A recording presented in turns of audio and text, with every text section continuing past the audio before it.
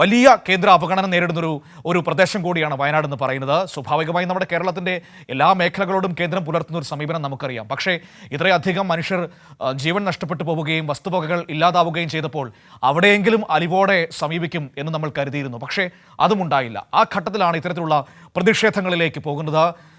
ജോഷില, എപ്പോഴാണ് ഈ മാർച്ച് തുടങ്ങുന്നത്? ഈ മാർച്ച് ക്രമീകരിച്ചിരിക്കുന്നത് എങ്ങനെയാണ്? അതിൻ്റെ പര്യടന വഴികൾ ഏത് രീതിയിലാണ്?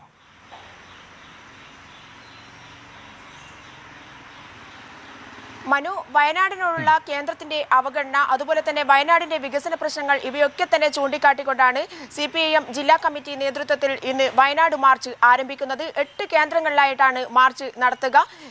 150 സ്ഥിരാംഗങ്ങൾ ഈ ജാഥയിലുണ്ടാകും. ഇന്ന് വൈകിട്ട് കാട്ടിക്കുളത്ത് വെച്ചാണ് ജാഥ ആരംഭിക്കുക.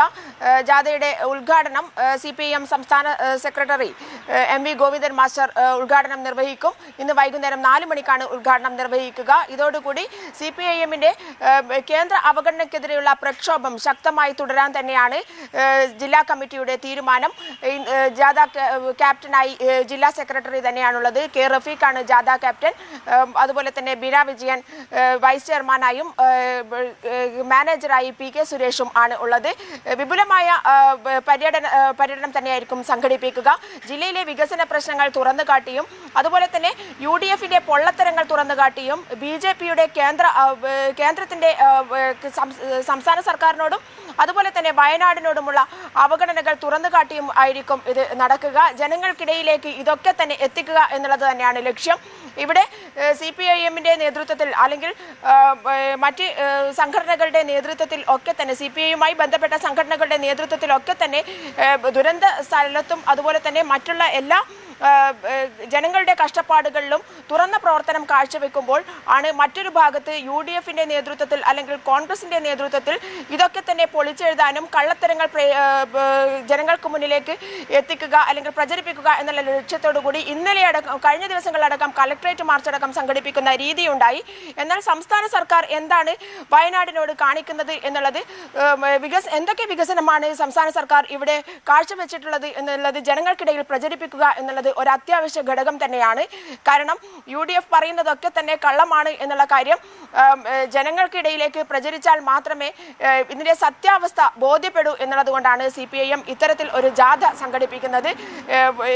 മുണ്ടക്കൈ ചൂരൽമല ദുരന്ത ബാധിതരോട് അന്നു മുതൽ ഇന്ന് വരെ കേരള സർക്കാർ കാട്ടിയിട്ടുള്ളത് അന്ന് അപകടത്തിൽ നിന്നും രക്ഷിക്കുക മാത്രമല്ല, ഇവിടെ ഇപ്പോൾ പുനരധിവാസത്തിനുള്ള ടൗൺഷിപ്പിന്റെ കോൺക്രീറ്റ് പ്രവർത്തനമടക്കം എത്തി നിൽക്കുന്ന ഒരു സാഹചര്യത്തിൽ ഒരു തരത്തിലും അവർക്ക് ഒരു ബുദ്ധിമുട്ടും ഇല്ലാത്ത വിധത്തിലാണ് സർക്കാർ ഇതിനെ കൈകാര്യം ചെയ്തിട്ടുള്ളത്.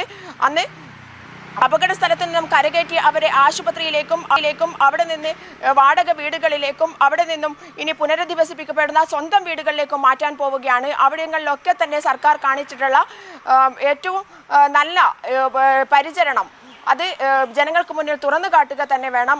അല്ലെങ്കിൽ വാടകയുടെ പ്രശ്നം പറഞ്ഞ് ദിവസവേതനത്തിന്റെ പ്രശ്നം പറഞ്ഞ് ഒക്കെ തന്നെ UDF കാണിക്കുന്ന ഇത്തരം കോപ്രായങ്ങൾ അത് തുറന്നു കാട്ടിയില്ലെങ്കിൽ ജനങ്ങളാകെ തെറ്റിദ്ധരിക്കപ്പെടും എന്നുള്ളതാണ്.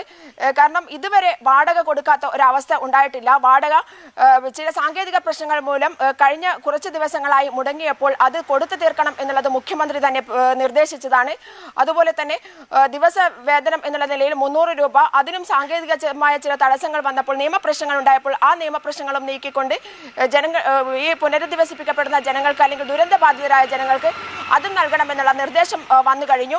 അതും അടുത്ത ദിവസം തന്നെ സാങ്കേതിക പ്രശ്നങ്ങളൊക്കെ നീക്കിക്കൊണ്ട് അല്ലെങ്കിൽ ഉദ്യോഗസ്ഥ തലത്തിലുള്ള പ്രശ്നങ്ങളൊക്കെ നീക്കിക്കൊണ്ട് അവരുടെ കൈകളിലേക്ക് എത്താൻ ഇനി ദിവസങ്ങൾ മാത്രമേ ബാക്കി നിൽക്കുകയുള്ളൂ. അത് ശരിയായാലും അത്തരത്തിലുള്ള നടപടികൾ ഒരു ഭാഗത്ത് നടക്കുന്നു, മറുഭാഗത്ത് കേന്ദ്രത്തിന്റെ വലിയ അവഗണന അത് തുറന്നു കാണിച്ചുകൊണ്ടുള്ള മാർച്ചാണ് ഇപ്പോൾ വയനാട് മാർച്ച് സംഘടിപ്പിക്കുന്നത്. വിവരങ്ങളാണ് ജോഷില നമുക്ക് നൽകിയത്.